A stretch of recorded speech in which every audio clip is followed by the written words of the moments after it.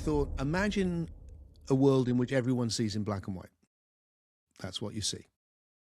And then one day you open your eyes and everything's in color, and then it goes and you're back to black and white. I think the experience of spiritual awakening is something like that. And it can be full Technicolour, or it can just be a little bit of color, but you know what's happened.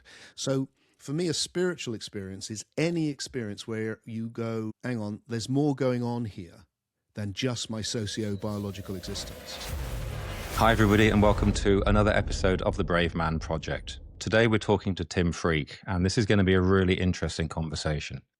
I've been looking forward to catch up with Tim. He's got some really interesting ideas and philosophies on life. So Tim, thank you so much for turning up today.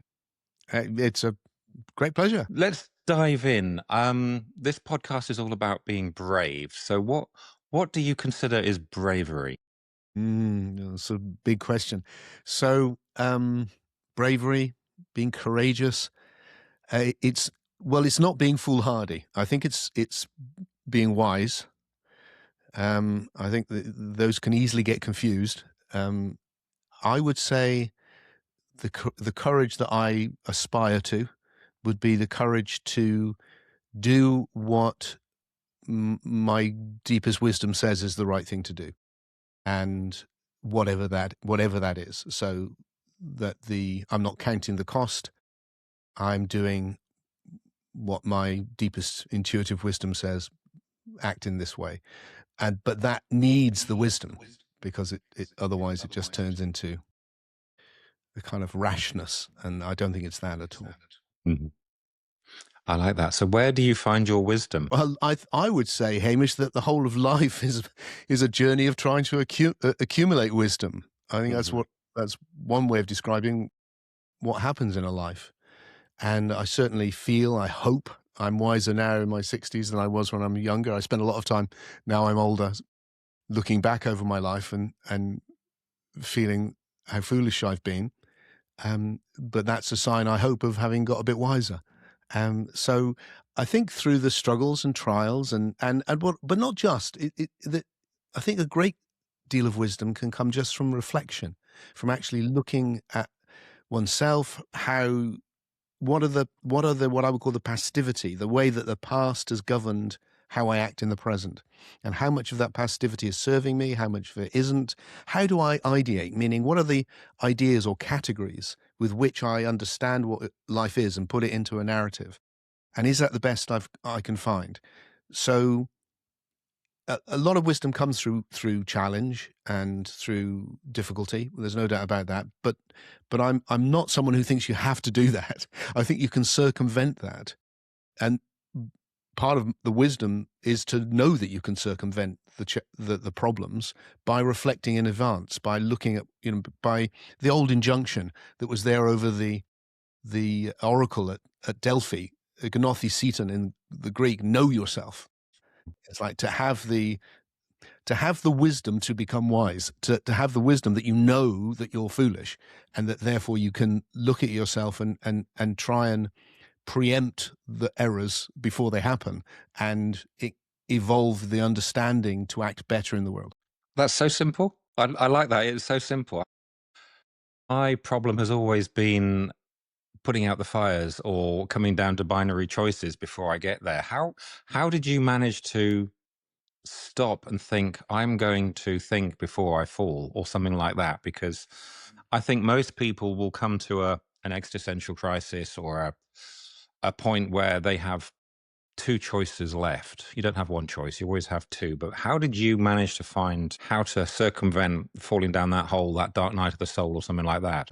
Well, obviously I have faced lots of challenges. I don't think I've had the dark night of the soul experience. And that's probably, maybe, that I have to be open to the possibilities. I've just been lucky.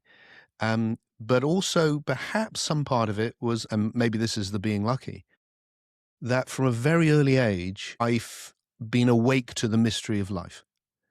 And so my priority in that area, I mean, there's lots of areas in life, but in that area of my life, which has been a very important area to me, has been, what the hell is this we're in, and what should I be doing with it? So that I didn't need some dramatic thing to wake me up to that, because I was aware of that the whole way through.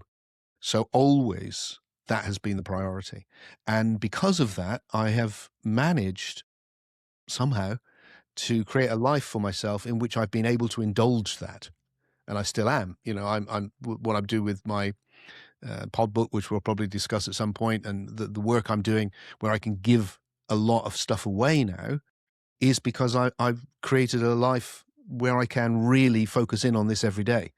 So not everyone has that opportunity, and not everyone makes that opportunity, but it's worth it because I think it's also having the wisdom to stop. So a few days ago, I felt a bit like, oh, why am I doing all of this? It was a bit, exhausted with it all, a bit of like burnout with everything I'm doing. And I've learned now that when I hear a voice go stop, I stop. And so I have a whole day, I do nothing. I'm purely introspection. I don't eat even, it's just like I stop. And then I see a whole load of things which I need to see. So I know to do that. And also when I was younger, I think I did that early on. I had 2 periods of withdrawing from the world. And like everything, Hamish, like it sounds, you gain something, you lose something because you can't do everything. So while other young men were making their way in the world, I was retreating into meditative retreat twice for long periods, which meant I gained a whole load of stuff that they didn't have. But I didn't have a whole load of things which they had. So I hadn't come into the world. In some ways, I was probably more spiritually mature than them, but less mature in other ways. And I've had to learn that. So, life is so individual, don't you think? Some people, a lot of my heroes woke up when they were 40. And they were in the world. They were professors and established people. Richard Halbert, Ramdas, was an influence for me. And he was at Harvard when he woke up.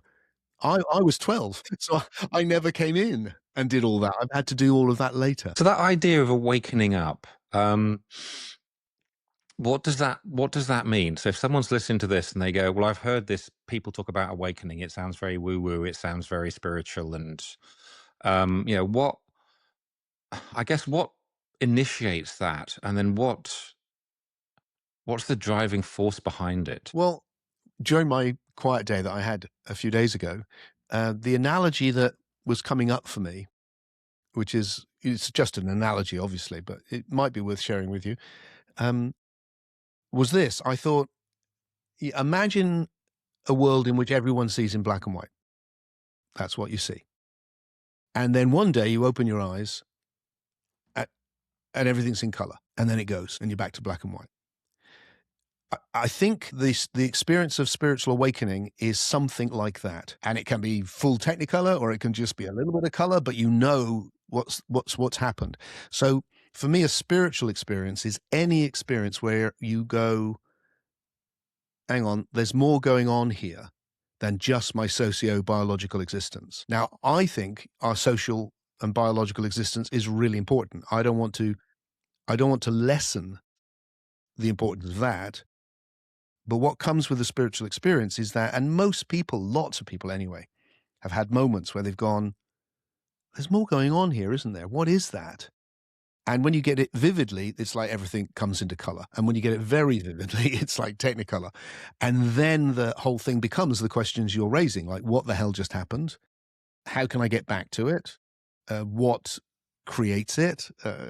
All of those questions. So what happened to me when I was very young was that I had a Technicolour version and set me off on this whole life I've led, asking all those questions and looking for the best answers. But in terms of like what that means in terms of, okay, so that's an analogy. I think, and there's lots of different ways of experiencing this. It's not like one thing.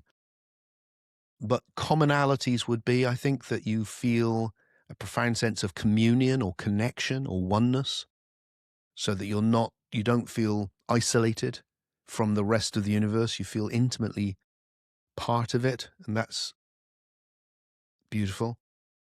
A heightened appreciation, often with the senses, like the senses do literally come into color. They're more alive, but also in terms of meaning, like when it, the difference between, oh, I'm just alive, to I'm alive. Wow. Wow. It's that, wow, that movement from a kind of, often I describe it like this, because I like to do visual things. I say awakening's like this. It's like, that's it. Yeah, like that. And then for me, the most important thing is is a sense of being profoundly connected to a greater intelligence, and that feels like this enormous love. That was what it was for me when I was a kid. The first thing that hit me wasn't anything philosophical. It was, oh, there's this huge, huge love, or that's what I felt, was this huge love. So the connection isn't just a dry, yes, I'm one with everything. It's a loving connection.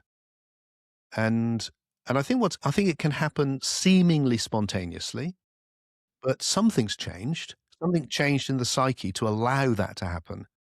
You don't know what, but most of what happens to us in the body and the psyche is unconscious. We don't know what it is we're doing. So then the reflection becomes, what did I do? How did I get there? And then you can learn how to focus. And that's what the whole of all the esoteric traditions are about, that teaching us focus like this, try out this.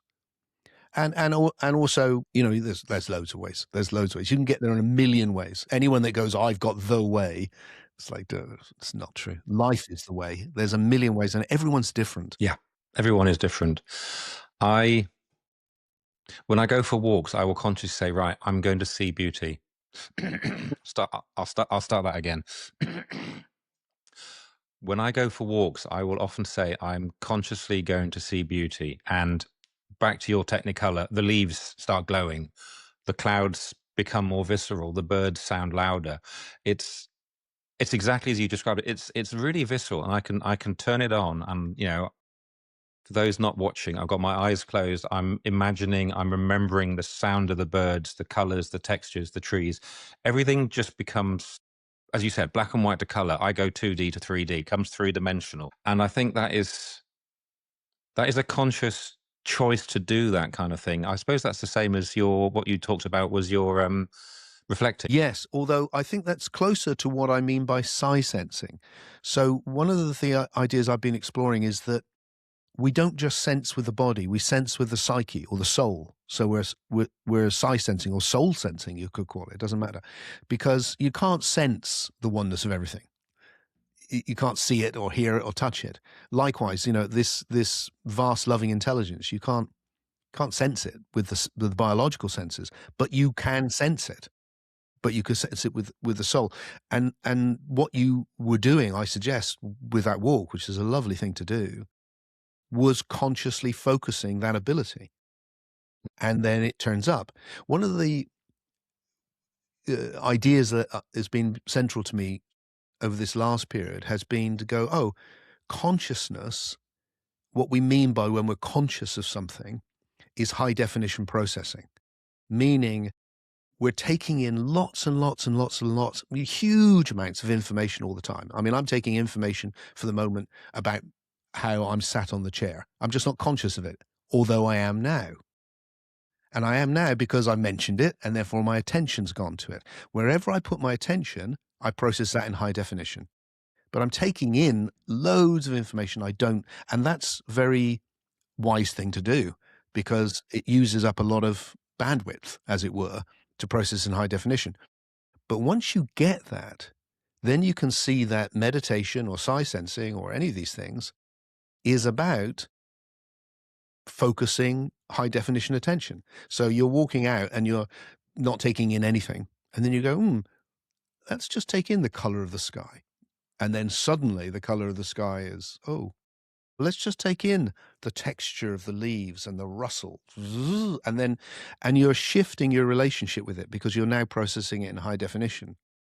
And one of the big shifts for me when I was in one of those periods of retreat, the second period of meditative retreat in my early 20s, was I'd been taught to meditate on my breath, as most people are. And when I started off, I think it was a Buddhist group that I was probably got it from. And my understanding of that, Hamish, was this is so boring that if you spend enough hours doing it, you will become enlightened. But then one day, something happened, and I focused my attention, and it became exquisite to breathe. And by focusing that focus, suddenly, wow, wow, and by the end of that period of my life, I felt, gee, even if I'm incarcerated, I've got this. I can just pay attention to my breath, and it's amazing just to do that. And once you set up something like that, whether it's walking and looking at the sky or it's your breath or something, you have a place where you can break yourself out of this narrow kind of black and white vision and back into color. And that opens it up then in other ways, and you start to remember that life is mind-blowingly amazing. And you know, it's so the thing which is strangest is how easy it is to miss. Isn't that the truth? And that is so sad. Yeah. We just go on 9 till 5, 8 till 6, Netflix and chill, going to work, coming back. Yeah. And The irony is, you know, all of that is amazing. All of that is just great. You just don't want to miss it. And it's like, I get that, you know, because one can get into a sort of spiritual little thing where it's like, oh, that's all. What you should really be doing is something more profound. I don't think that anymore.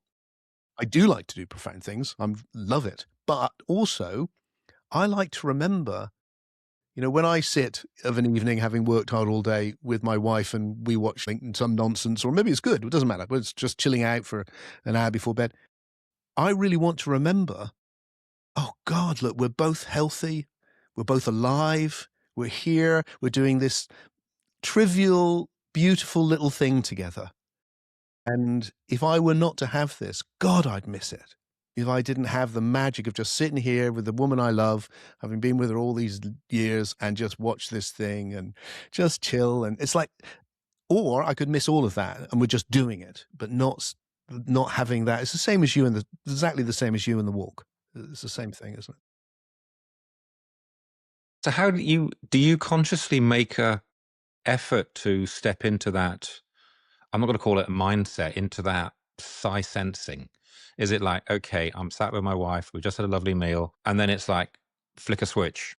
I mean, I guess it's automatic now, but how did you start to get into that state? Because I think that's spectacular. I think that is getting beyond the mundane, appreciating there is magic in the mundane and things like that. You're already shattering all my illusions of like, I don't like mundane, I don't like boring.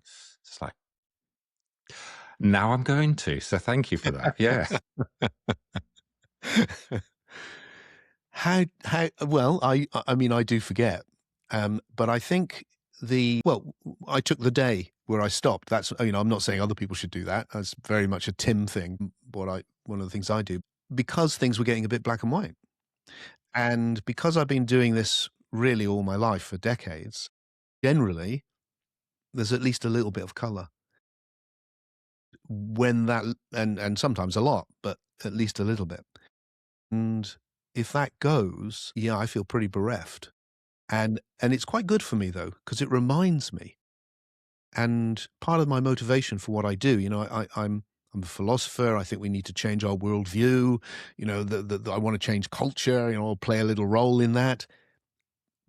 But also, in a much more personal, individual basis, I just like to do anything I can to help people see in color, because life is precious and it's really hard. You know, and you know, even if you're the wisest person in the world, it's pretty hard unless you go for the whole detached thing, which doesn't attract me at all. That whole spiritual detachment. I never get unhappy. I'm always like, that seems like, really? That just feels like you've just lost life. And, you know, life is, you know, just to love is to take the risk of suffering, I think. You know, if you love someone, you've thrown yourself wide open to suffering. So just get on board with it. That's the price. I'm paying it. You know, it's like, you know, it's a deal. and so there's all of that. And so if you've got that, just to remember that black and white life is hard. Honestly, I feel like people who don't have some sense of what I call the vast loving intelligence, whatever you want to call that greater thing which holds you and supports you, I don't know how they get through. So I want to offer like anything I can to people like that, regardless of what philosophy you adopt, to just get that sense, to touch that love enough times that you can bring it in day to day. And that's what I try and do. I just do my best. Or rather, I often, whenever I say that, I always think, do you, Tim? Do you do your best? I don't think you do you? But I do my best to do my best. To do my best would be a huge achievement. Maybe one day, occasionally, I do my best. The rest of the time, I just do my best to do my best. That's good enough, isn't it? Some days getting out of bed is a heroic achievement. Yeah. Yeah. And it sounds like last week was getting back into bed was the heroic achievement. Just saying stop, enough. Yeah, that's bold. That's brave. The intuition is an interesting thing because what I mean by it is it's your most emergent or most evolved level of processing. So there's two things for it for me. One is it's not absolute and it's often wrong because it's only my best wisdom and I'm limited, but it's the best I've got. So it's no good just thinking if I just follow that, everything will be perfect. That's not true. I've found that out. I've followed it all my life. It hasn't always been perfect. That's just the way it is. But it's the best I've got. So if I'm following that wisdom, then do it reflectively, be critical, change your mind if you need to. But if it is trying to alert you to where or it is me, to where I'm losing the thread. I'd like to step back towards what you said, this divine love, this incredible being. Do you think humans are spiritual? I think there's a spiritual, it's a difficult word, spiritual, because it's often associated with a lot of nonsense. And I'm so critical of religion, spirituality, the way it is right now, because I've been around it all my life. So, I'm probably more critical than most. But I would say that what the best of spirituality addresses is a level of reality. I'm convinced of that. Question is, what is it? And what's its relationship with the other levels of reality? And the traditional idea is that it's a supernatural level from which we have fallen in some way. So you really belong somewhere else and you've fallen into this dense illusion and you need to get free. Or you're a spark of God become trapped in matter. And that's often the traditional picture. And I think what I'm trying to do is go, look, that level of reality, that's for real. If you explore it, you will find that. But that understanding, we need to turn spirituality the right way up. It's just the wrong way up. And we haven't fallen from something supernatural. It's the most emergent level of the natural, so that the evolving universe has come through matter and life and psyche, the mind.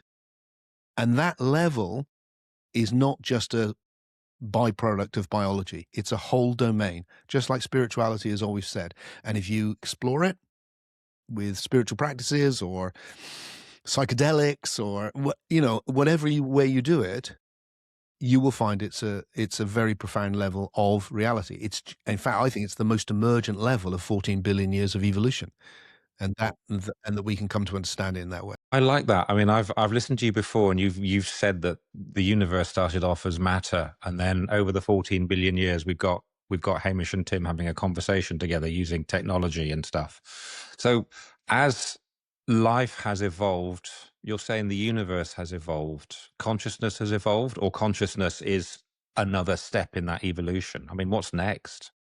Exactly. So it looks like, well, we don't want to get into this in this conversation, I don't think, but just to give it some context, I think the first thing we need to see as the foundation is actually what we study with mathematics, information, which is why physics is so mathematical.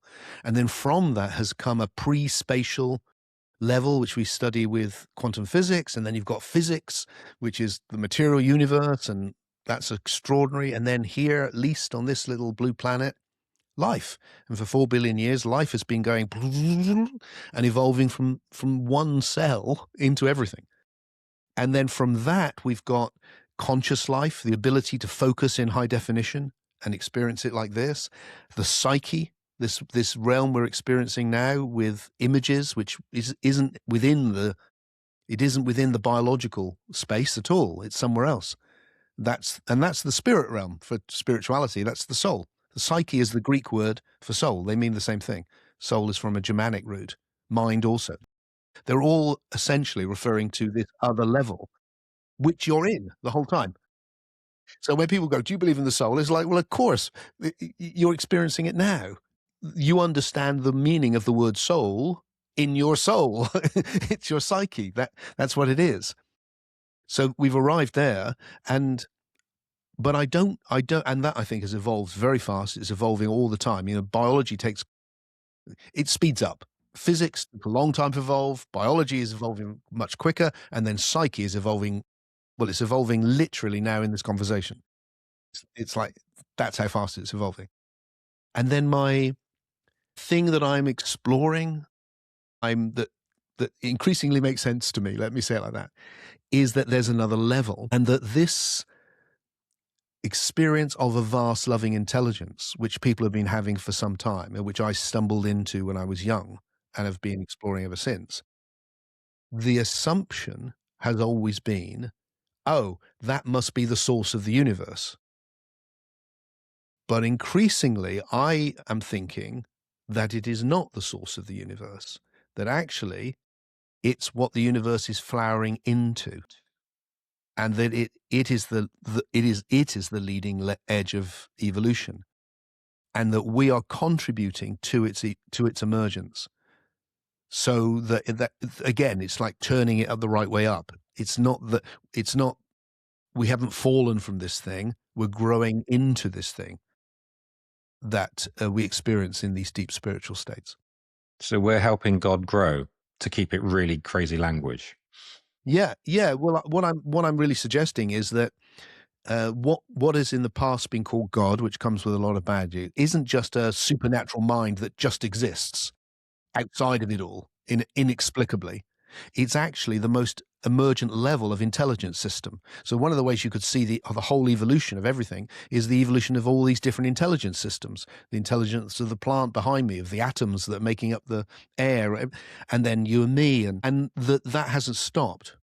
And what I'm suggesting is, in the same way that individual cells came together to form multicellular organisms like me and you on the biological level, in the same way individual psyches, individual souls, are coming together to form a super soul, a super system, and that super system is that super intelligence.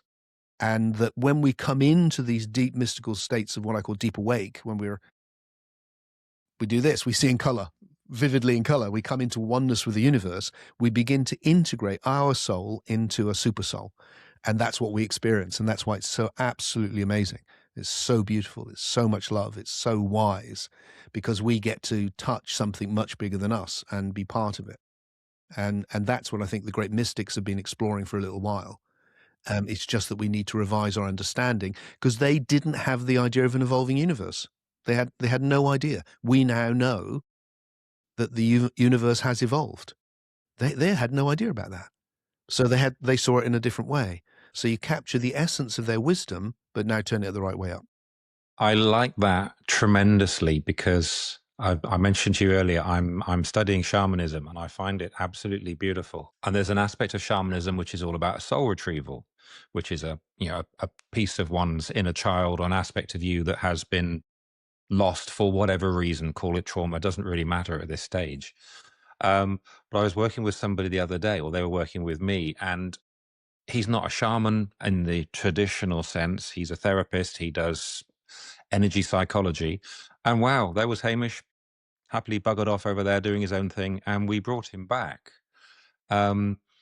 He's a shaman in his own, but he's a 21st century shaman. So shamanism has evolved. Religion, spirituality is evolving. All of these things are growing, and I suppose it's an egg and a chicken, isn't it? Are we doing it? Is it doing it to us, or is it just like a avalanche, a ball rolling down, a snowball rolling down? Well, it has a momentum for sure, but the key thing about the evolution of psyche is that it comes with choice, and that speeds things up immensely, because we can, most of evolution has happened unconsciously with no choice.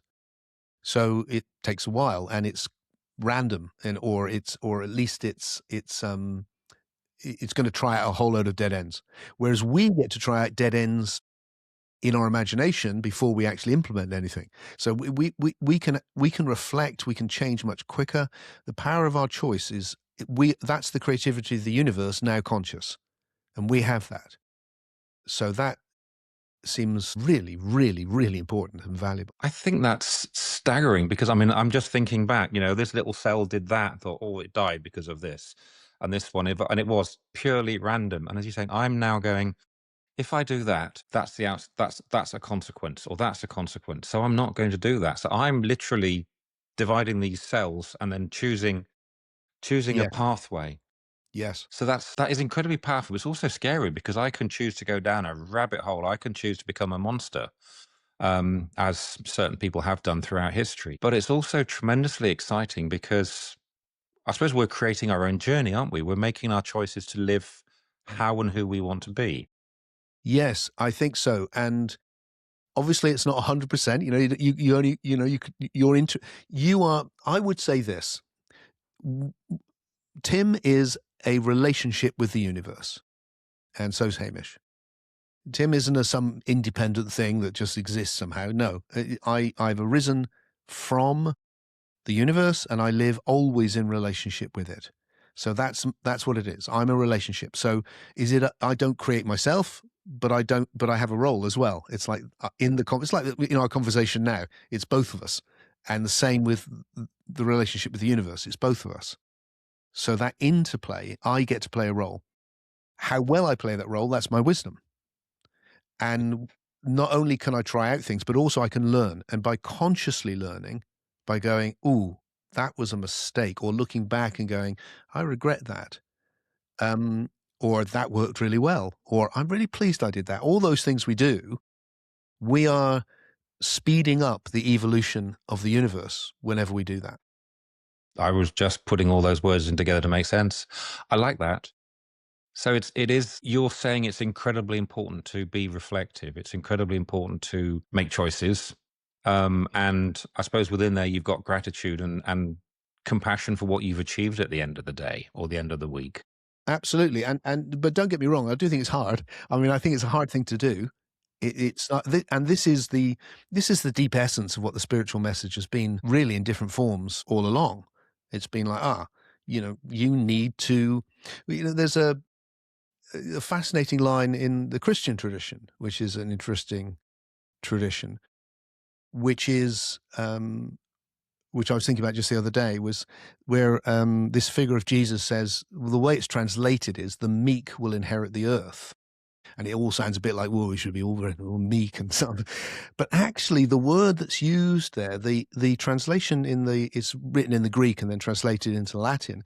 And the word in the Latin makes it really clear, because the word is best translated, I think, as tamed.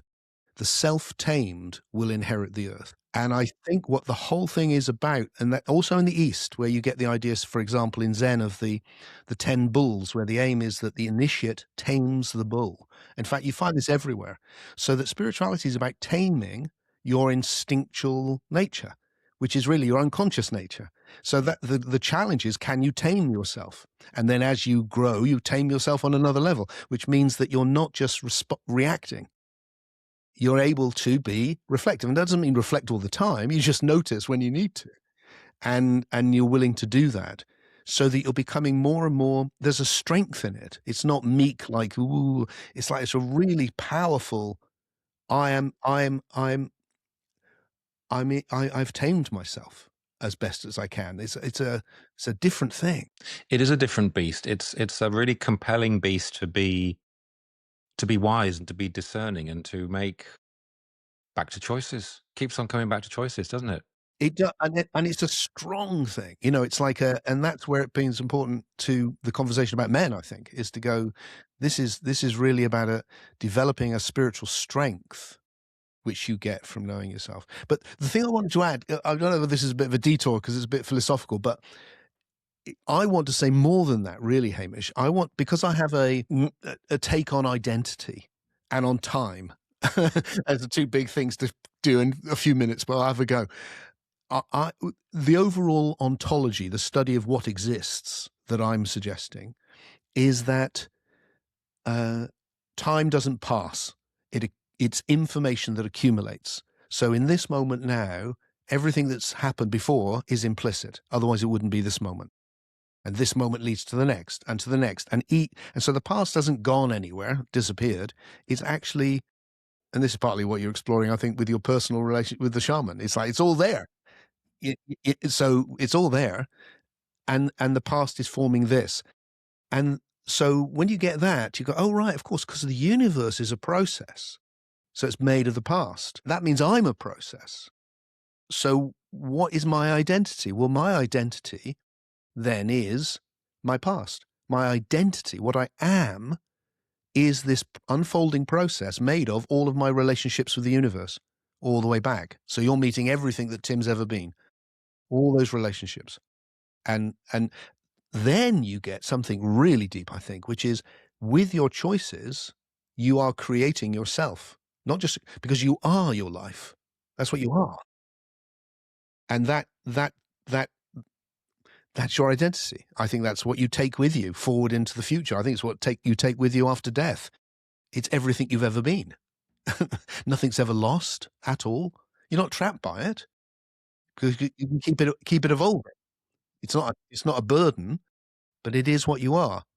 And the wisdom is when it's like the alchemy. When you take the lead and turn it into gold, you find the thing that's been weighing you down and you turn it into wisdom. And that's what we're doing. We're doing it all the time. I'm seeing a pyramid. There's Hamish day 1, year 2, year 5, year 12, building that pyramid, and every little bit, every experience is a rock I put underneath my feet to build me who I am. Yeah. And yeah, there's been some dodgy building here and there, and there's some bits where there's one or two big holes down there. And I suppose you're saying I don't have to identify as those; they're just a part of me. Yeah, and also for a little bit that I know about what you've said about your journey, Hamish, you may agree with this, is that where you have allowed the difficult experience to make you wise in some way, then it's a treasure now. It doesn't make it any better. You wouldn't do it again, but you redeemed it. You found something of real value in it, and so it's part of you. And in some ways, it's a really valuable part of you now, because it's the thing which led to the greater, better passivity, more wisdom. Absolutely, yeah. I mean, it's put me on this path of creating this podcast, of creating everything around it, because I'm holding up a mirror. You are a part of me. I'm a part of you, which you already said. I'm sharing your story, your experience, joy and wisdom, enthusiasm that is just bowling me over for other people just to see. I want a bit of that. How did Tim find it? And a bit of Hamish. He's overcome that, and these things. How did he do it? Why did he do it? Because yes, that is not passivity, passivity. What's the phrase you use? Pastivity. I spell it pastivity, and I it's kind of like I wanted to find a word, I couldn't find one, so I wanted it to sound a bit like gravity. So it's a bit like it's something which is holding everything together, and in a way, it's like the algorithms that run everything, because it's the patterns from the past that repeat, but in a creative way. And so I want to go, look, the past is the fabric of the universe. We know the universe is expanding as space, but I think it's expanding as time, and everything that's formed already informs what is now forming. So here we are in the moment where it's brand new, but it's informed by everything that's formed. So for us, that's the way our body works, but it's also the ideas we have, the conversation we've just had, that leads to the next moment, the plant's doing its plant thing. It's the nature of what exists. Yeah, I need to sit down after this conversation, reflect on this a little bit. Yeah. So while we're sitting in that kind of spiritual realm and the physical realm, the body, is this a vehicle? Is this me? Am I a soul inside of this body? What What do you presume that we are? Well, one of the big shifts for me that's happened over the years is I want to go, look, I'm a psychobiological system. I'm one system. I focus, I function on these two levels, the biological level and the level of the psyche. I'm doing it now. And I'm not something else. There's a great tendency of spirituality to come along and go, hey, Hamish, you're not really Hamish. You're really this other thing. You're either this other soul thing that you've forgotten, or you're really God and you've forgotten, or you're just the presence of consciousness. And the idea that you're Hamish is just an illusion. Stop thinking you're Hamish. I hate all of that now. I go, no, you're Hamish. How fantastic. This is Hamish meets Tim. So the potentiality to become everything has become the universe. And in that process, it's turned into Tim. And it's not there's something in the background that's looking through me as if I'm some sort of tunnel. No, the beingness of everything is Tim. It's arisen as Tim. And that's what I am right now. However, I do think that the process of evolutionary emergence has led to the point where the system has learnt that the psyche bit can continue to function without the biological bit. And so that the thing you're in right now with the psyche, most of us know that if you cut down your senses, we do it in meditation, we do it in sleep when you dream, you can do it with all sorts of different practices, then the other world becomes more and more vivid. And what it looks like happens to me is that when the body dies, that other world becomes super vivid. And that's what we have an enormous number of people now telling us happens when we die from near-death experiences. And what's so interesting about them is how they're very similar. They're not like just random crazy dreams. You know, if you and I sat down and went, what was your dream? Well, I dreamt, oh, really? Oh, I dreamed this man shit. It would be like, yeah, it's a dream. But this is not like that. These are people very clear, very vivid, very similar experiences or comparable experiences.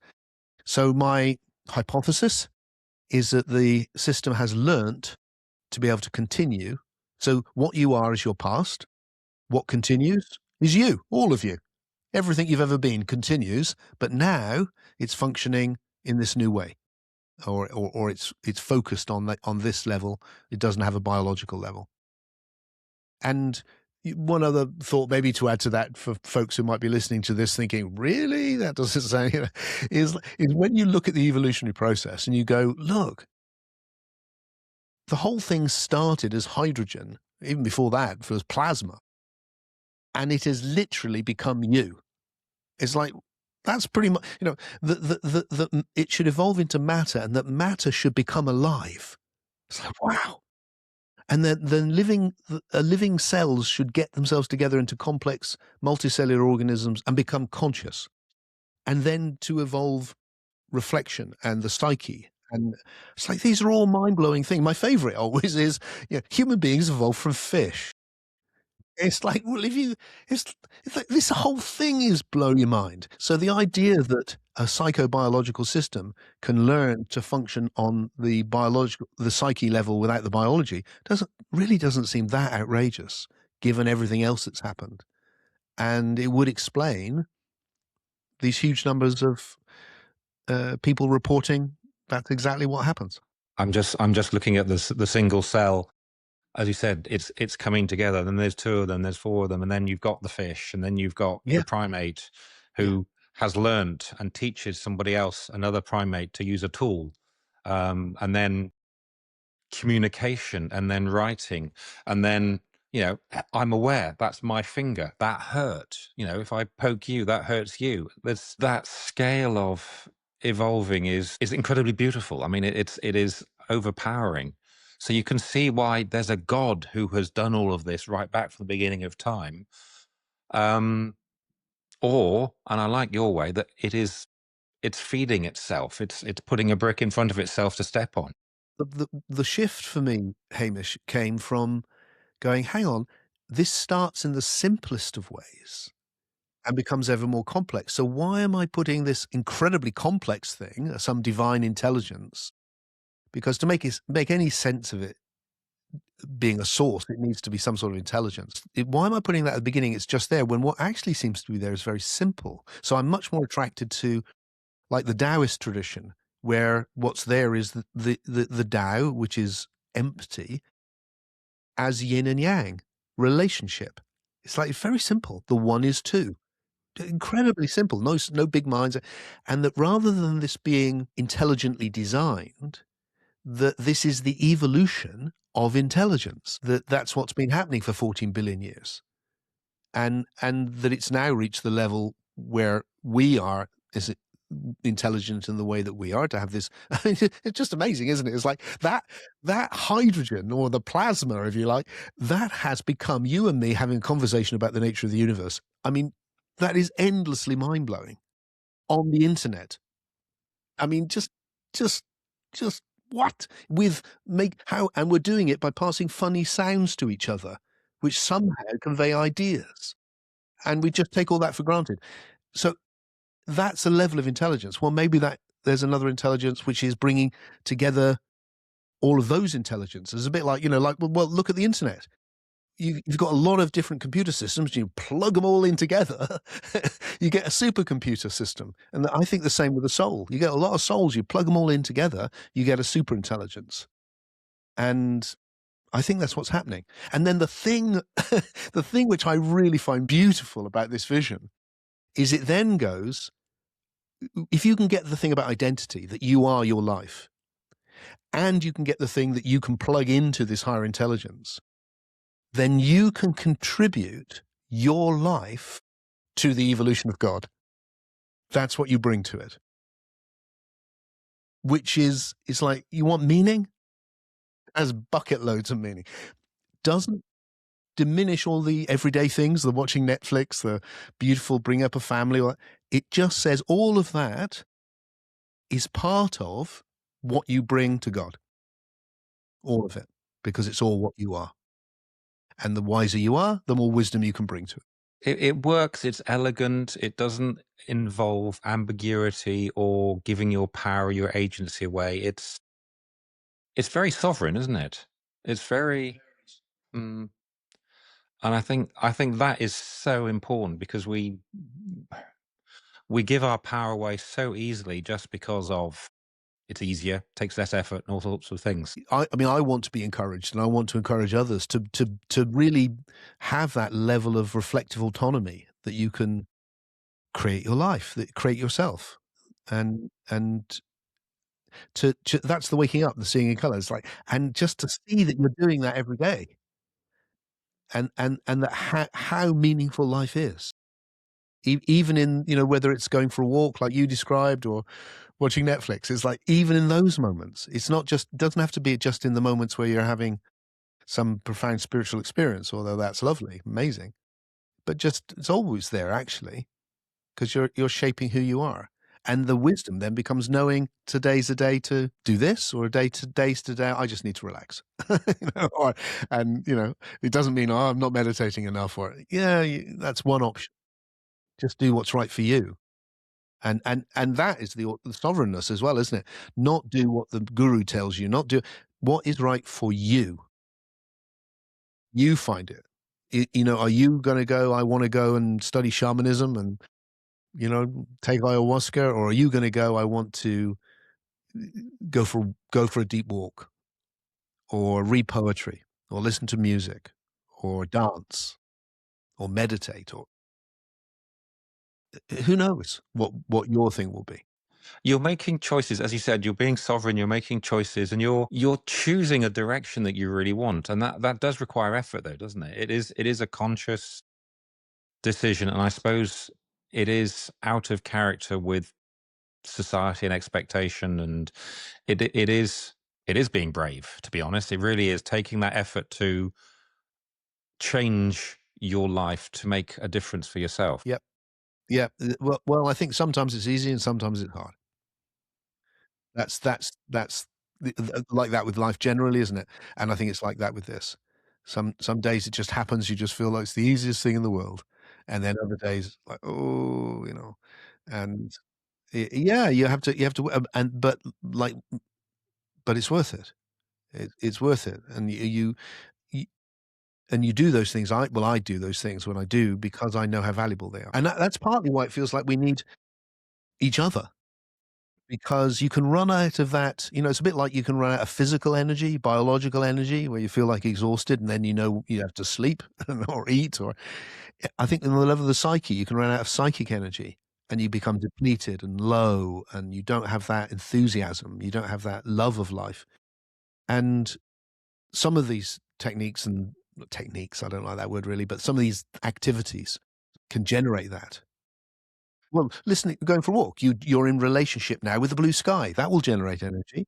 You can listen to music that you love. That will generate energy. Art generates lots of energy, but also conversation like this generates a lot of energy, and really does. Yeah. So friendship and the ability to share, that's the way we can keep invigorating each other, by coming into these more emergent relationships, which allow us to keep the energy up enough so you can be courageous. Yeah. And that brings us really nicely onto your pod book, because I know you have a community where you support people and things like that. But explain to me what your pod book is, or certainly to the listeners, because I think this is something quite exciting. Yeah. So I've written a lot of books, 35, I think it is. And I wanted to do something a bit different. And my last book was a big shift, which was Soul Story. And then for the last 8 years since Soul Story, I've been really focusing on developing the philosophy in that. And it's a deep philosophy book, this one. Um, and I've presented it as a series of videos. So it's like the love child between a book and a podcast. So it's me presenting chapter by chapter, get this, now next chapter, get this, just like you would in a book. But it's me speaking spontaneously, so you really get to connect with me rather than the printed word. I'm really, really pleased with it. It's completed now, and it's free, and it's sitting there, available as audio from a podcast provider or on YouTube. It's called Why Your Life Really Matters, because I wanted to get a sense that this isn't just abstract philosophy. This is about this affects, like we've been discussing today. It affects your life. And so that was really important to do that. I think there's far much more I want to say. So I'm now launching uh, a series of podcasts, me talking, called the Univigil podcast. And I'm going to do a series called Univigil's Meditations, so that people can try out how to explore these ideas experientially. And like you said, I gather people together, lovely people all over the world, small group, intimate explorers, in the international community of Univigils. Maybe we should say what a Univigil is. So a Univigil, another word I made up. I'm a terror for making up words because I can't find the word I'm looking for. So the idea of a Univigil is it's an alternative to the traditional ideas that were the spiritual aim is to be an enlightened master or a kind of a saint figure.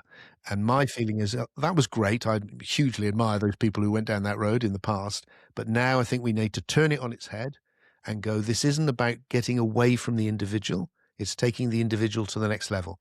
So the Univigil is an individual that is becoming conscious of unity with the universe. So you're entering these deep mystical states as an individual. And your individuality, I think, actually profoundly increases. So that whole forming yourself on a new level. And that's what I'm interested in the philosophy and the practices supporting. So I have a group. We meet online every week on a Sunday, and I talk philosophy, and we do practices, and we hang out to support each other and to develop the ideas, take them into the world. And everyone's very welcome to come and try it out and see what they think. And it's a great way of interacting personally. Well, I will be there on Sunday. We'll definitely put the information in the show notes. Completely lost my train of thought. Oh, that's right. Yeah, sorry about that. This happens from time to time. My brain is so much faster than my tongue. I really like your idea of the individual. I've been having some fascinating conversation with some friends recently around need. And I think to thrive, we need people. Not that need, I need you to rescue me. I need you to support me. I need, it's that communion. It's that being together, your group, for example, being one of many, but that need inherent in being a physical human being to thrive, certainly to get through that mundane and see the beauty, to see the magic. Couldn't agree with you more, Hamish. So one of the things that I do online, but also in my in-person experiential events, we run these weekends usually, often in Glastonbury, which is where I live, called Soul to Soul Experiences. And what I focus on there is how much we can transform each other through connection. And so just by, like now, there's I see pixels on the screen, but it's you. And if I go, well, I can't, I mean, even if you were in the room, I wouldn't see your psyche, but I'm sure as hell connecting with it. And if you have that experience of connecting soul to soul or psyche to psyche, it's profoundly transformative. And so I think it turns out that the greatest way of waking up, coming into color, is through connection with each other. It's hugely powerful. So, and no surprise that we love it so much. Why we, one of the greatest experiences for most people at some point in their life is falling in love with another human being, or having children, or having good friendships. And these are massively important. You led me straight into these communities, these things that you run in near your home. Tell me a bit more about them. How do they work? Because I'm also going to come along to one of those this year. Great. Well, I'm so pleased to hear that. Yes, so we gather together on a Friday night through to a Sunday afternoon, midday. And they're primarily experiential, but they're obviously informed by all of the philosophy that I've been sharing. And we do numbers of ways of connecting, primarily, also meditation, but to shift our state and bring us into a state of communion. And what that leads to, there's a beautiful film. We've just released it on YouTube. It's called The Soul to Soul Experience. And it's a film of one of our circles where we connect with people. So imagine, this is just one of the ways, but it's a very deep way that we use. So I'm connecting with you now, and we sit here with each other, and I focus. Now I'm focusing on your psyche that I can't see, but I'm focusing on your eyes, but it's leading me to your psyche. When I focus on it, it starts coming into high definition. Now it starts becoming vivid. If I just remain quiet and really focus on it, it becomes very vivid.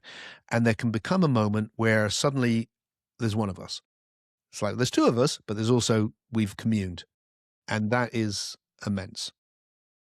Imagine I do that with you for 2-3 minutes, and then I move on to the next person and go, now I'm going to do it with you. And I do that again. And and then there's one, and then I move on. I'll do it with another person. And you get to do that with everyone who's at the event.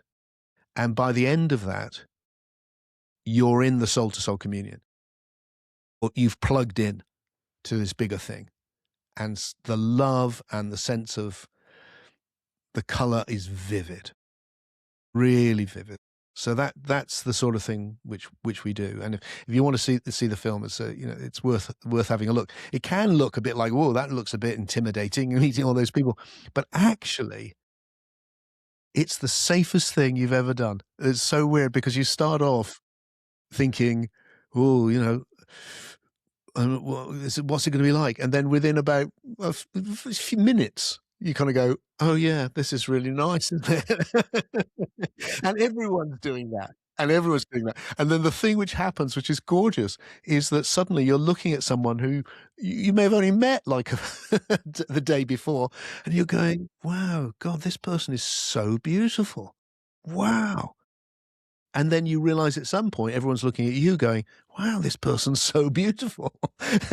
And because it's like you're walking out into nature, you look in that way, and suddenly it's like, how did I miss? I remember my mum, who she's dead now, but God, she was a gorgeous woman. And she came along to one of these events to see what I was up to at one point.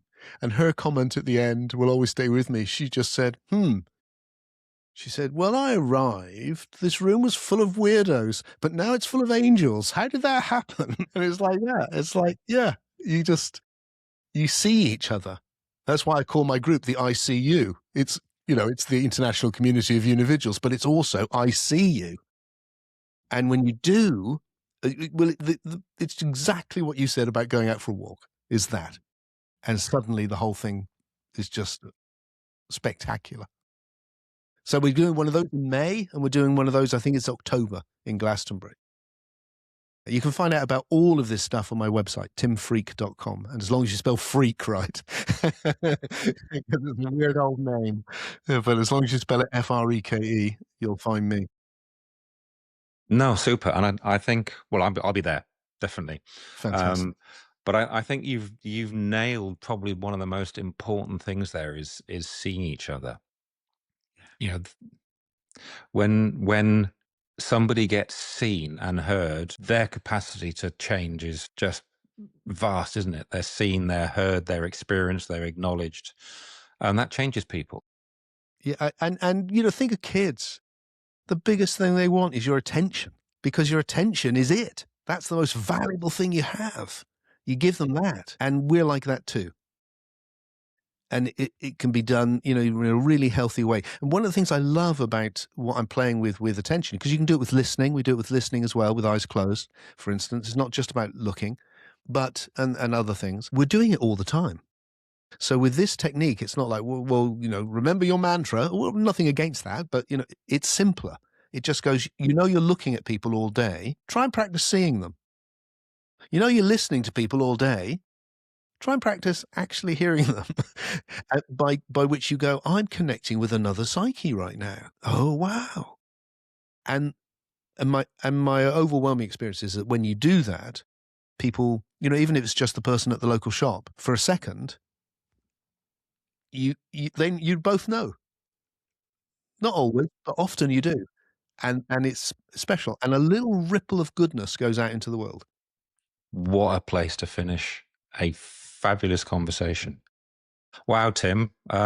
Yes, I'm going to listen to this back because there's several things I want to pick up on, but that was fabulous. Thank you. A real delight. I've loved connecting with you, Hamish, and it's been a lovely time. I think so too.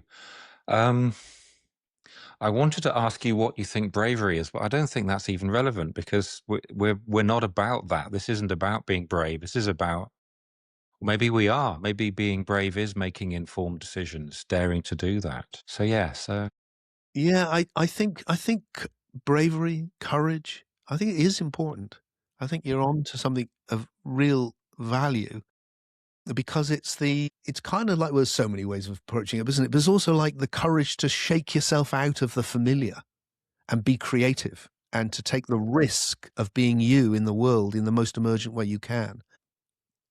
I think it's worth it. I mean, if you asked about my pod book, this is kind of maybe I had to come out when I did my pod book and go, those 35 books, 34 of them had a central idea that I now think is wrong. And I knew that would catapult my career as an author down the pan. And it did. But I'm so pleased I did, because what it led on my journey has been amazing, absolutely fabulous. And what I've got now is so much better than what I had, and wouldn't have come unless I'd gone, I have to take that risk. I have to. Knowing you have to take the risk to follow your highest calling, that's courage, isn't it? Yeah, it really is. Thank you, Tim. Thank you ever so much. This has been fabulous, a really amazing conversation, and one I think we're going to have lots of fun sharing with people.